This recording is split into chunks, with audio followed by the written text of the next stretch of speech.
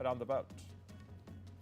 US President Donald Trump says he's not looking at lowering tariffs on India 1 week after Washington doubled levies on the country's imports to 50% as a punishment for New Delhi's Russian oil imports.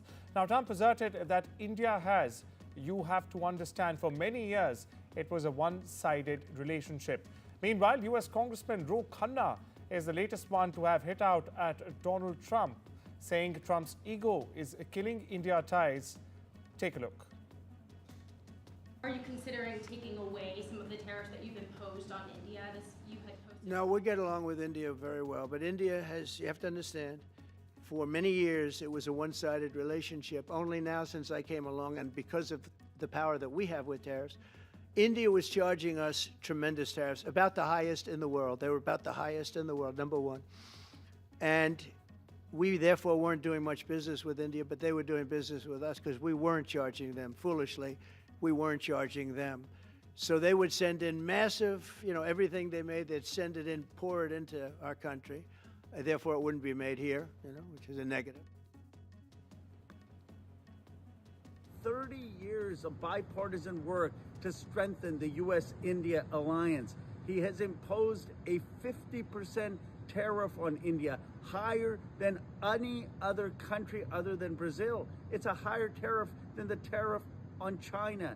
It is hurting India's exports of leather and textiles into the United States, and it's hurting American manufacturers and our exports into India. It is also driving India towards China and towards Russia. Now, why is this happening? For very simple reasons. Prime Minister Modi refused to nominate Donald Trump for a Nobel Peace Prize. Well, Pakistan did. And India has said that the border dispute with Pakistan is an internal matter, refusing to give Donald Trump credit.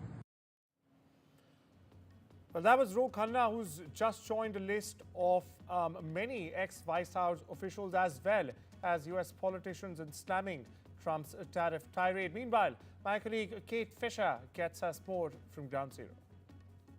Speaking to reporters in the Oval Office on Tuesday, US President Donald Trump said the US gets on very well with India. But he reiterated his charge against the country over tariffs, saying that for many years it had been a one-sided relationship, saying that New Delhi has imposed, quote, tremendous tariffs on US imports, he said about the highest in the world, while American markets were open to Indian goods. And as an example of what he describes as unfair trade, he used the US motorcycle company Harley-Davidson, saying that the iconic US brand couldn't sell in India because of a 200% tariff on motorcycles. So Harley-Davidson built a plant in India and now it doesn't have to pay tariffs. He said that is the same thing as us. Now, the US tariffs on India came despite months of negotiations, with US trade negotiators saying they were exasperated with India's protectionist policies.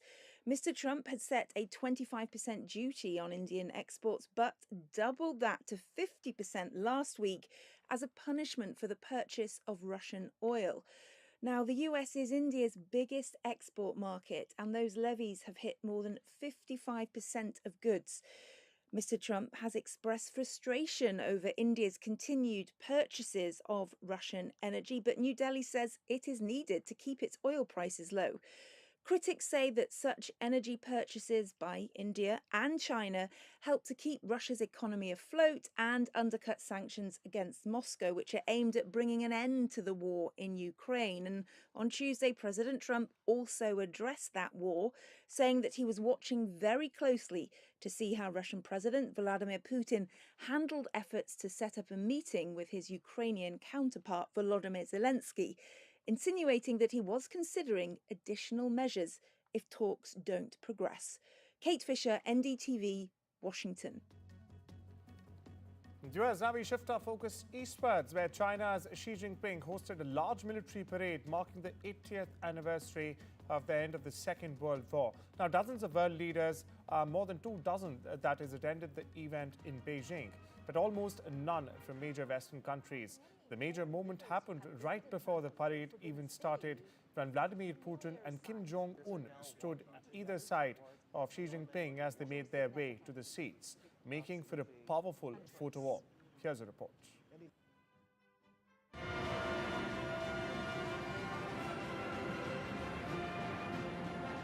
Beijing is flexing its military might and its anti-West alliances. And Wednesday gave China the perfect opportunity to do so, as it marked 80 years since Japan's defeat in World War II with a parade through Tiananmen Square. Among the 26 heads of state attending, the star guests included Russia's Vladimir Putin, North Korea's Kim Jong-un, and Iran's Masoud Pezeshkian. Analysts are calling it an axis of upheaval, a bloc whose cooperation has already reshaped battlefields in Ukraine and the Middle East. And now Beijing is taking center stage, presenting itself as a rival to the Western-led global order. Western leaders were almost entirely absent. The only European leaders present were from Serbia and Slovakia. Laser weapons, nuclear ballistic missiles, and giant underwater drones were among the new weapons China unveiled. For Xi Jinping, this is about rewriting history and the future. Beijing insists China and the Soviet Union were the main forces in defeating fascism. In Xi's telling, the US and Europe barely exist in that story. At the Shanghai Cooperation Organization summit in Tianjin just days ago, Putin hailed Xi as a dear friend. A new deal will raise Russian gas exports to China by 16% a year, an economic lifeline for Moscow under Western sanctions.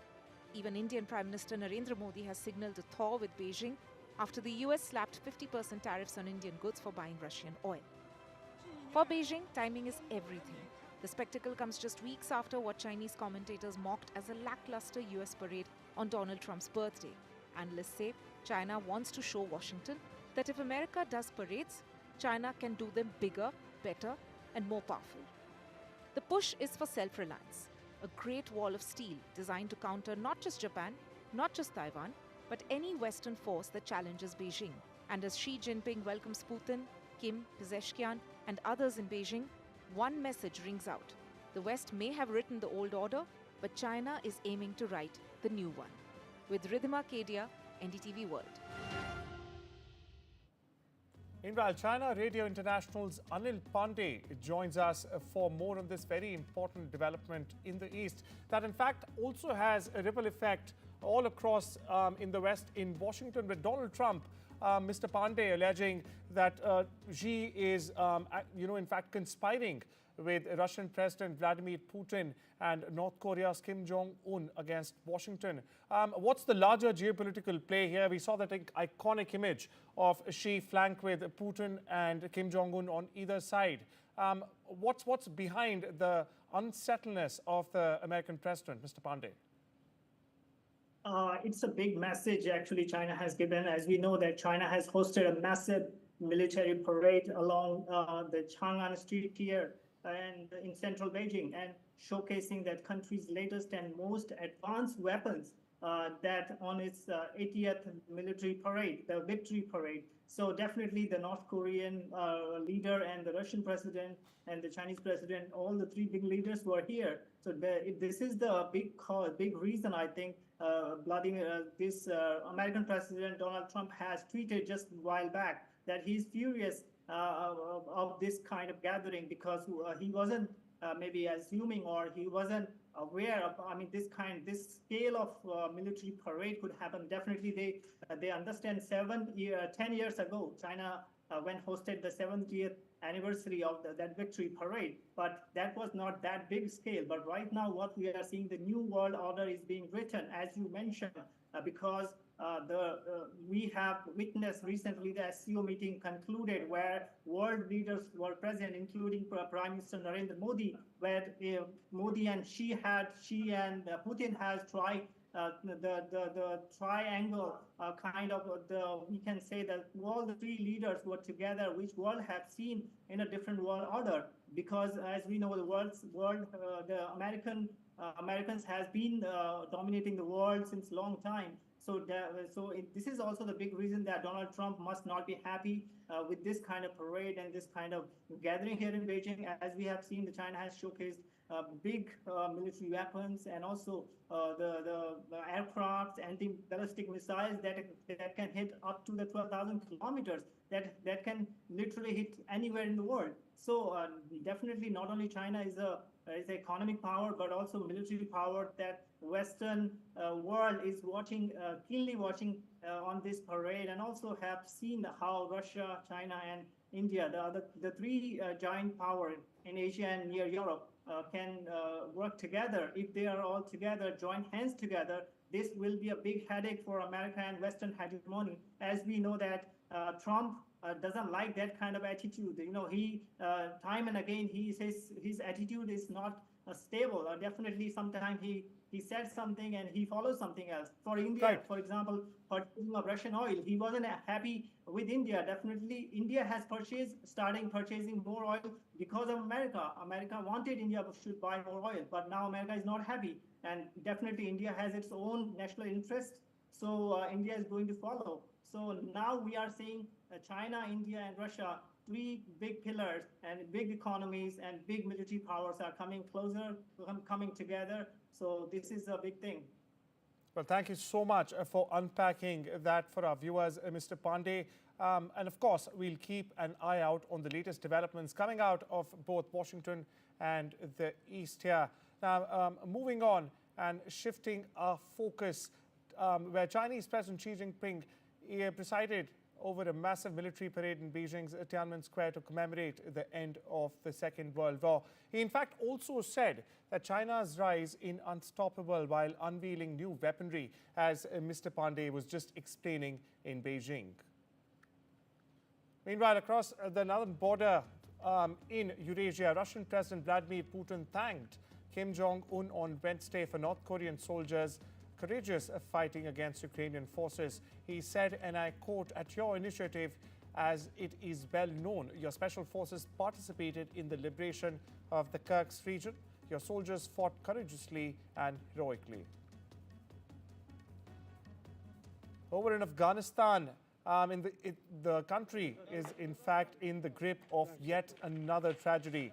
That's right, a series of powerful earthquakes have yet again reduced entire villages in the Kunar province to rubble.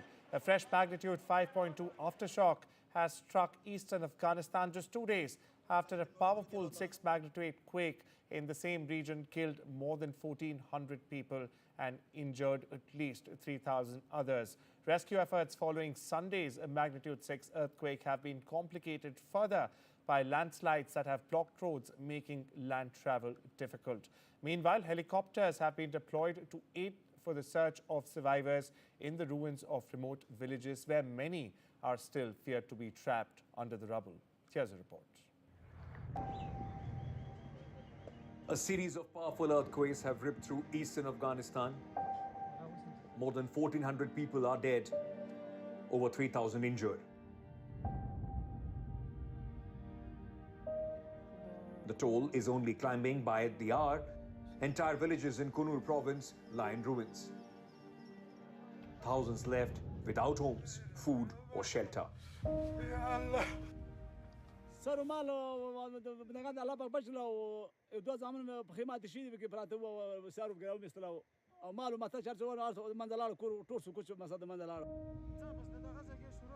The 6.0 magnitude earthquake struck as families slept on Sunday night. بیګا په کم 12 بجې زلزلہ شروع شوې ده زموږ د کور دوه غړي چې دي شهیدان شوي دي او کورونه ټول ډنګ شوي دي او کور کې داسې د عصري ځای نشته چې موږ پکې کېنو زموږ سرپناه ته ضرورت دی زموږ چې دی.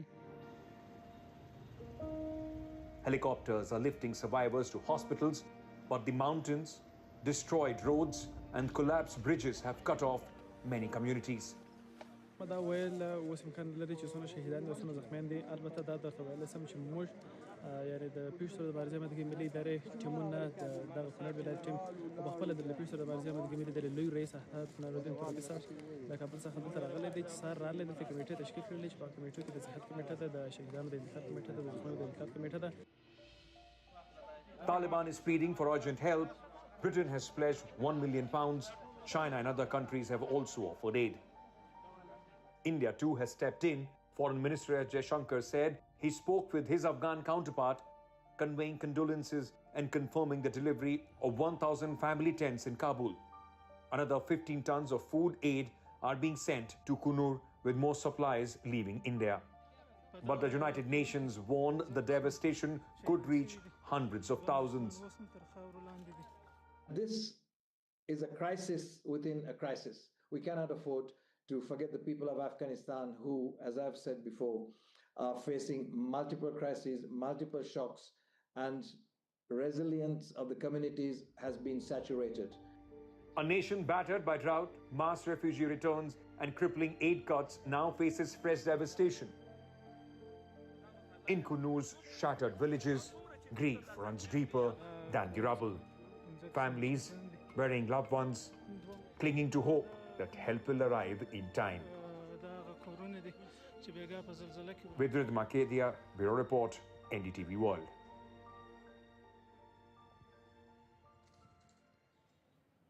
Peruvian authorities on Tuesday said they are investigating the shooting death of an Indonesian diplomat as a contract killing amid a surge in violent crime in the South American country.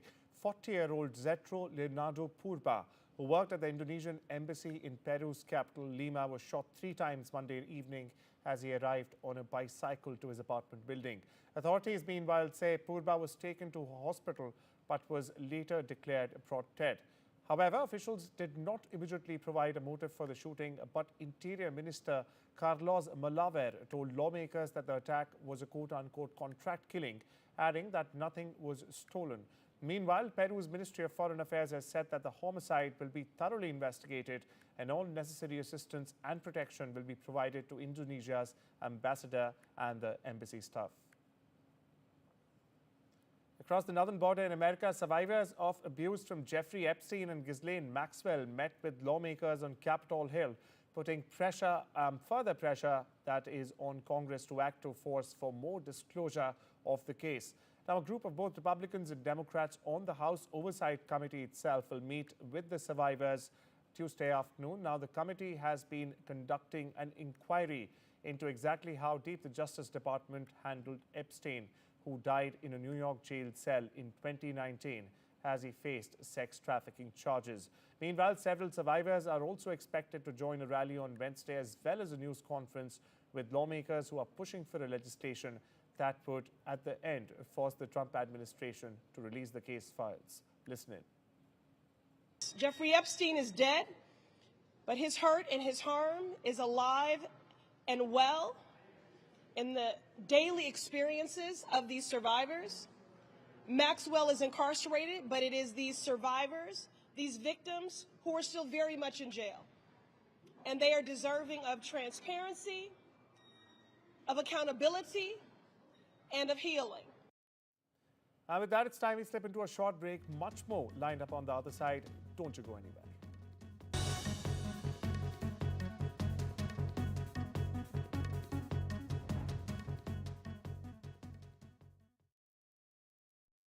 Oh, wasn't he lovely? That young man at Avanti Travel Insurance. Yeah, very. He was so reassuring. They covered all our medical conditions, you know. Oh, yeah. Your diabetes, my dodgy hip. And the rest. Even at your age, love. Oh. Love? Oh, great. Oh, love. Avanti Travel Insurance cover most pre-existing health conditions for all ages. That's travel reassurance. Save 20% now. Call or go online. I knew I should have got the flamingo. Auto Sergey automatically checks for ways to save on your car or home insurance. They compare the market app, the simplest way to save. I'm in. Okay, now, you can have a great first day. I promise, all right? Give me that. Your donations helped 3D print his heart to guide his surgery and saved his life with a groundbreaking innovation.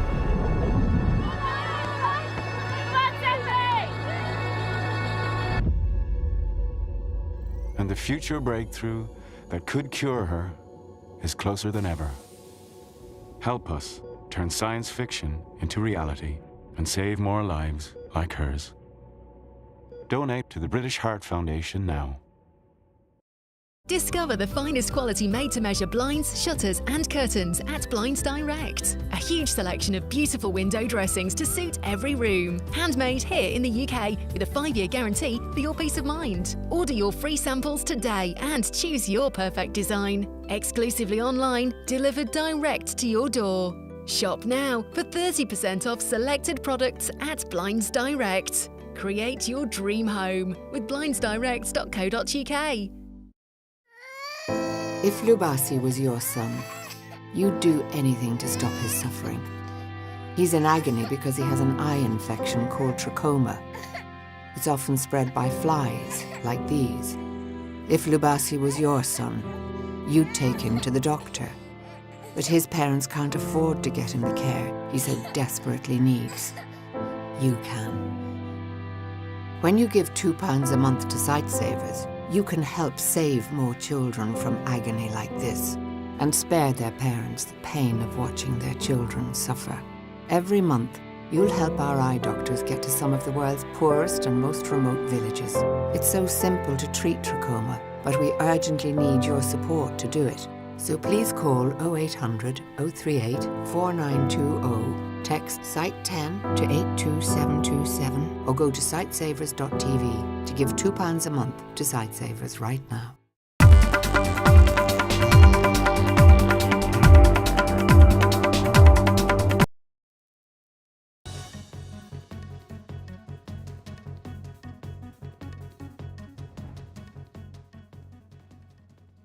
Welcome back. You're watching the World Report on NDTV. Now on to updates from the world of business, where Alphabet shares jumped 8% in extended trading as investors celebrated what they viewed as minimal consequences from a historic defeat last year in the landmark antitrust case. Now, last year, for perspective viewers, Google was found to hold an illegal monopoly in its core market of internet search. In fact, US District Judge Amit Mehta ruled against the most severe consequences that were proposed by the Department of Justice or the DOJ, including the forced sale of Google's Chrome browser, which provides data that helps its advertising business deliver targeted ads. On the sidelines of the recently concluded first ever APEC Culture Ministers meet in South Korea's ancient kingdom city of Gwangju, we caught up with the director, Janho Park, of the Preparation and Support Office to take a stock of exactly how the city is preparing for the upcoming Leaders Summit, with the likes of Donald Trump also likely to be in attendance. Take a look. What positions Gwangju as the ideal venue for this year's APEC Leaders Summit? 경주는 천년 전에 이미 대한민국의 수도였던 곳입니다. 가장 한국적인 곳에서 이번 APEC을 개최하는 의미에서 선정이 됐고요. 그런 취지를 잘 살려서 우리나라의 발전상과 문화의 모습을 세계에 보여줘서 세계인들에게 우리 대한민국의 힘을 보여주는 멋진 행사로 잘 준비하겠습니다. So basically, Gyeongju is the 1,000 years old ancient capital, and we would like to show the authentic Korean places and sites. That's why we have chosen Gyeongju as the host of the APEC 2025.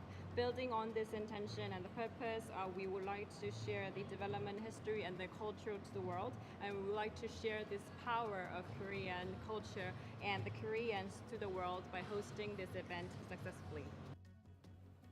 And now we shift our focus to the sports universe, where the modern GOAT Novak Djokovic defeated 4th seed Taylor Fritz to advance to the men's singles semi-finals at the US Open 2025. Now, Djokovic won the quarterfinal match with a scintillating score of 6-3, 7-5, 3-6 and 6-4. Now, this victory extends Djokovic's perfect head-to-head record against Fritz. The Serb now has a brilliant 11-0 head-to-head score over Fritz, while also marking his record-extending 53rd Grand Slam semi-final. That also includes a record-tying 14 at the Flushing Meadows. Now, Fritz, the 2024 runner, could not match up Djokovic's standards as the world number 7 secured a victory in just 4 sets. Now we move on to a compelling conversation with Hansel Kwon, also known as Hansel von Kwon, the visionary Korean filmmaker pushing the boundaries of cinema through AI or artificial intelligence. In an exclusive interview, we explored Hansel's bold ideas on the future of generative AI, its ethical implications, and how exactly creativity and code are reshaping storytelling as we know it. All this on the sidelines of the recently concluded first ever APEC Culture Ministers Meet in South Korea's Gyeongju city. Being the first of your generation, so to say, being a pioneer in AI filmmaking, where do you see and how do you see cinema in the next 10 years? 일단 당장 AI 시장에서는 10년은커녕 앞으로 1, 2년도 예측하기 힘들지만 변함없을 것은 AI는 도구로서 사용이 되고 사람이 스토리텔링이나 이런 것들을 기본적으로 창작을 하고 그거를 좀 보조해주는 역할과 그걸 표현해주는 역할로 생성 AI가 사용되는 쪽으로 흘러갈 것 같아요. So it is really difficult to make predictions in this AI industry, not even like 1 or 2 years, but I bet that AI will definitely still become a tool and the humans are going to become a storyteller and the creators, and we are going to use AI as a tool to make a generative AIs. South Korea, we shift our focus westwards to the US, where a jury gave Cardi B a quick and absolute victory Tuesday at a trial in the lawsuit of a security guard who in fact alleged that the rap star assaulted her at a doctor's office during the then secret first pregnancy. The jury of 6 men and 6 women at a small courthouse in California's Alhambra deliberated for only about an hour before finding out Cardi B not liable in the lawsuit brought by Imami Ellis, who alleged Cardi cut her face with a fingernail and spat on her in the hallway of a Beverly Hills obstetrician in February of 2018. And I'm not even playing around. I would, even if I'm in my deathbed, I swear to God, I will say it in my deathbed. I did not touch that woman. I did not touch that girl. I didn't lay my hands on that girl. And with that being said, this time around, I'm going to be nice. The next person to try to do a frivolous lawsuit against me, I'm going to countersue. And I'm going to make you pay. That's all we have on this Wednesday edition of the World Report. Take care and have a wonderful day.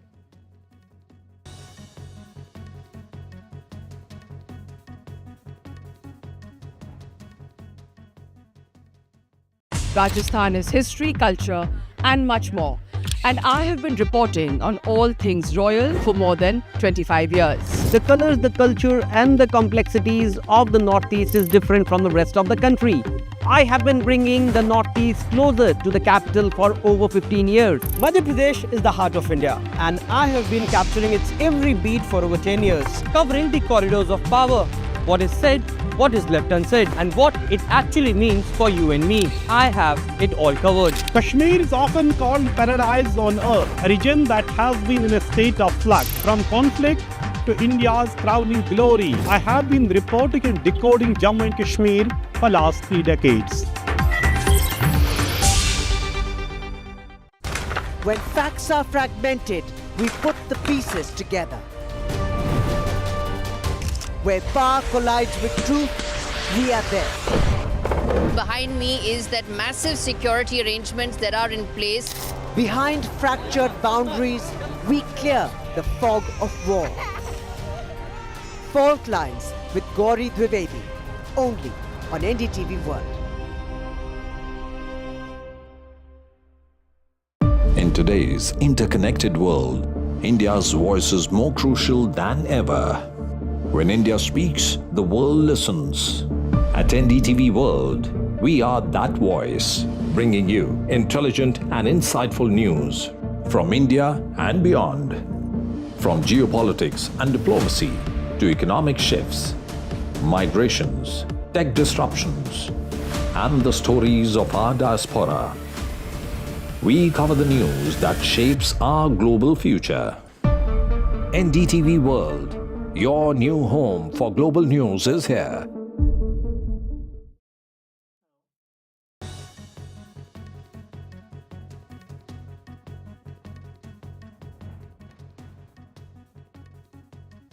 Thanks for staying with NDTV. You're watching the Wednesday edition of the World Report.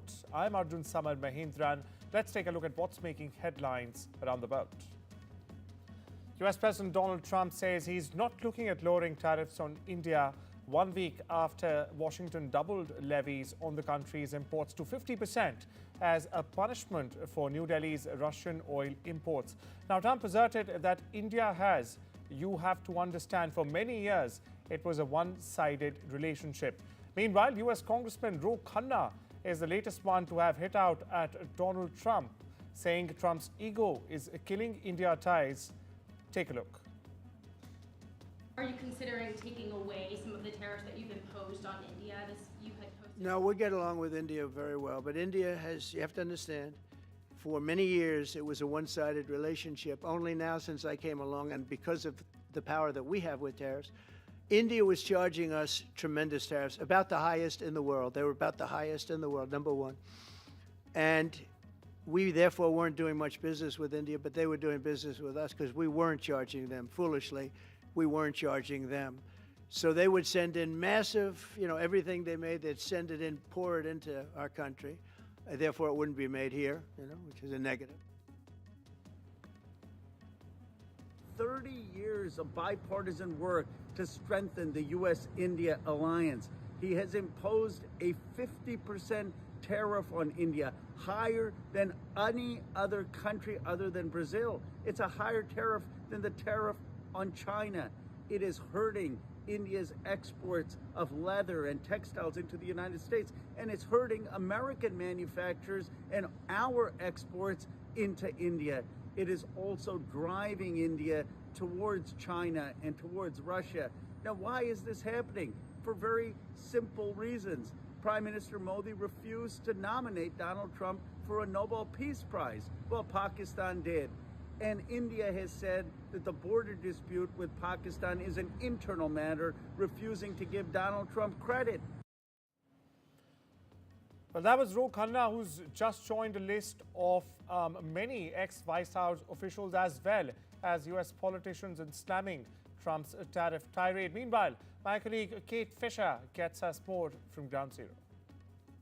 Speaking to reporters in the Oval Office on Tuesday, US President Donald Trump said the US gets on very well with India, but he reiterated his charge against the country over tariffs, saying that for many years it had been a one-sided relationship, saying that New Delhi has imposed, quote, tremendous tariffs on US imports, he said about the highest in the world, while American markets were open to Indian goods. And as an example of what he describes as unfair trade, he used the US motorcycle company Harley